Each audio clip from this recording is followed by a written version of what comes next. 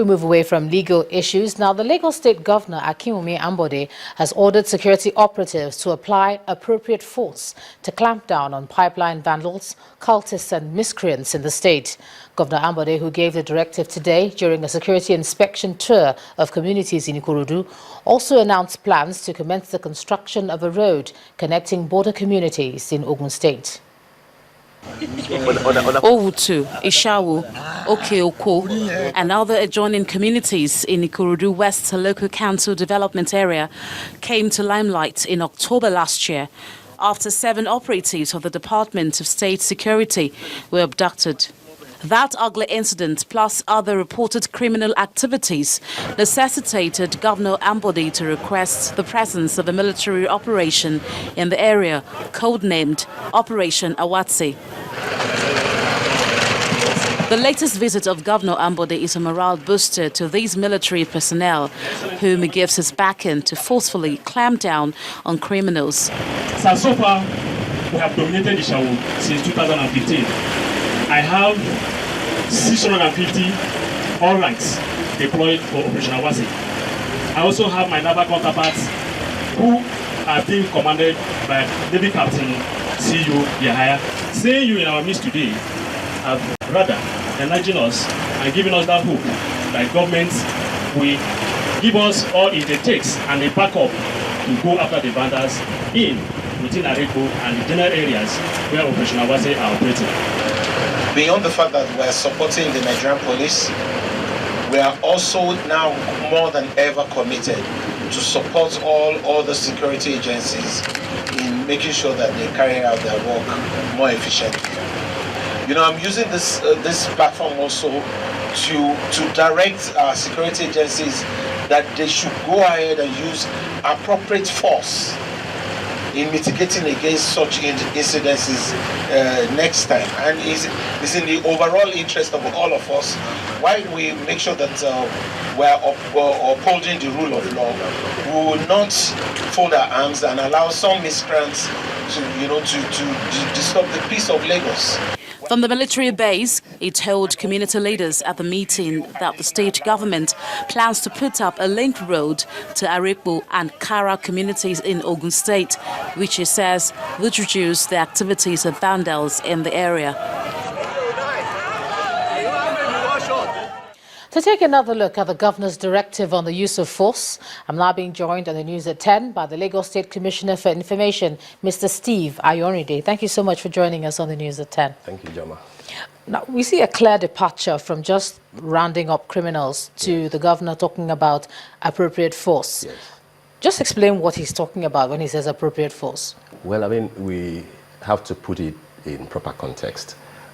We're not talking about garage tout here. We're talking about criminals, deadly gangs, who only last October abducted 7 officers of the DSS. Maybe they are feared killed. We've not seen them. And only last week again, about 3 officers of the Navy were killed by the same gang. So the governor is only expressing his commitment to standing with the Nigerian military in this fight against vandals and criminals. Appropriate force, therefore, is not something that will go against the rule of law. As I said, in the news that you've just shown, it means that the police, the security officers, will no longer fold their arms if they are attacked. They will no longer sit down and look at criminals, cause mayhem and get away with it. They will defend themselves when it's necessary. They will ward off attacks and threats, and they will use that equipment, weapons that they have been given appropriately. So you will see that going forward, it will not be the war of the criminals. It will be the police and the Nigerian security dictating the pace at which security is ensured in those areas. Sometimes the fear in cases like that is civilian casualties and people who are not used to having operators have a free hand with appropriate force. Let me put it that way. What's being put in place in terms of people who might get caught up in something like that? Because we know that in other parts of the world where things like that happen, there's some sort of training, there's some sort of, secondary. Absolutely. Absolutely. What's in place? I mean, the likelihood of that is very low. One thing you need to understand is that it's actually the people around the area that requested for this sort of intervention. You know that the intervention that we have there has been there since October, and the first thing that His Excellency the Governor did was to seek approval, if you like, from the President, Muhammadu Buhari, and from the Chief of Defense Staff to say that the activities of these gangs are becoming rather deadly, and it is important to put more people there and to ensure that what is proper is done. For the civilians around the area, the first thing they did was to say, please come and assist us. Bring in, the military, bring in the police, because we can't deal with this on our own. Casualties, not very likely, because at the end of the day, it's not just about using appropriate force. That will be in the short term. In the long term, the good thing is that government will open up that place with the announcement that His Excellency the Governor made today to say that a road will be constructed linking that part of Ikorodu to Arepo and Kwara in Ogun State, which will involve a tripartite arrangement, Lagos State, Ogun State government, and the NNPC, because, I mean, we're talking about their pipelines, which belongs to the federal government. So people should not know fear at all, because these people are well trained. The equipment is first class. And when it comes to equipment, really, Lagos is number one from the kind of assets that we donated to the police last November. So people should be rest assured that this time around, we will do what's proper. All right, Lagos State Commissioner of Information, Mr. Steve Ayoride, thank you for joining us on the news at 10 tonight. You're welcome. Thank you very much. And from our look at security, we move on to business news. Here's Adeshawa Josh.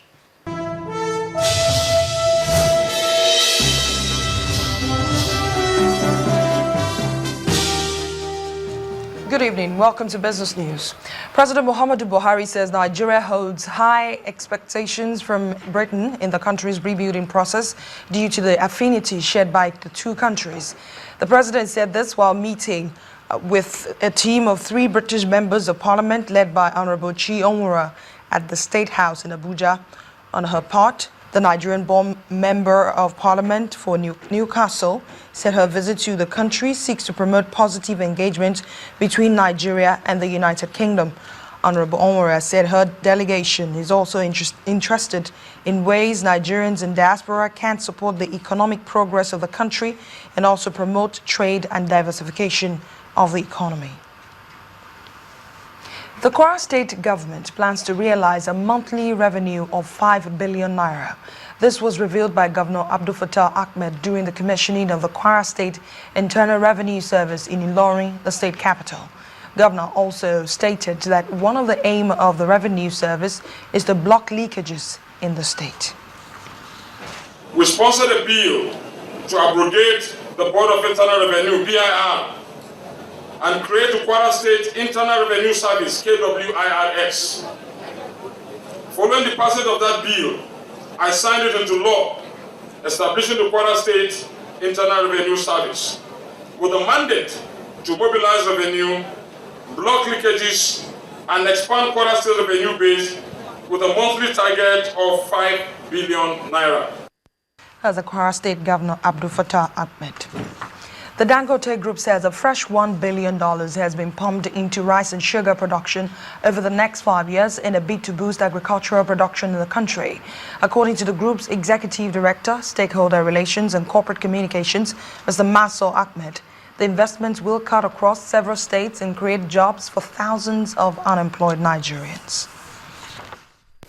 Our expectation is in that by the time we complete these investments in rice and sugar, we will be employing approximately 180,000 Nigerians across the various parts of the value chain, both in the milling and processing plants, as well as on the farms. Also, and this is very interesting, this is what we're doing, and this is what we actually launched in Jigawa State last week. We are not doing it alone. Yes, we will have our own large-scale commercial farms to actually grow the commodity for the processing. But we also want to create opportunities to work with ordinary farmers on an outgrower program that enables us to do three things. First of all, to transfer technology and knowledge and modern ways of farming to the ordinary farmers. And secondly, to provide ordinary Nigerian rice farmers with a market that guarantees them a minimum price. The Nigeria equities market slipped into negative territory, losing 1.26%, closing at 24,514.91. Bisi Adebayo tells us more.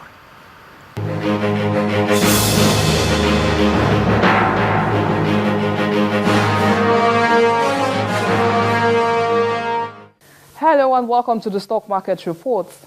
After 6 consecutive sessions of positive trade, the Nigerian equities market plunged back into negative territory as investors booked profit off some major market movers. The all-share index is down 1.26% at 24,514.91. Market capitalization also dropped to 8.43 trillion naira.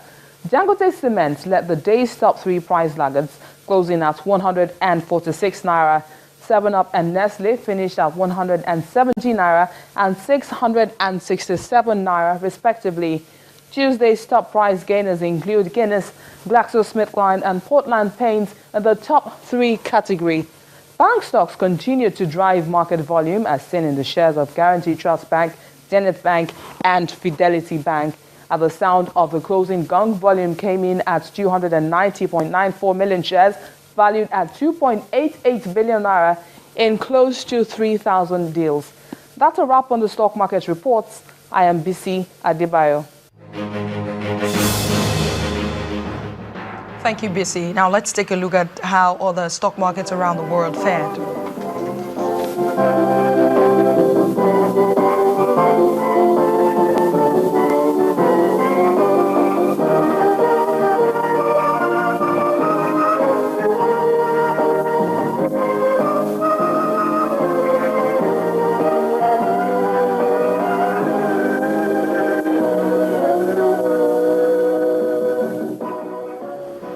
And that's business news tonight. The news at 10 continues in a moment. I'm Adeshewa Josh.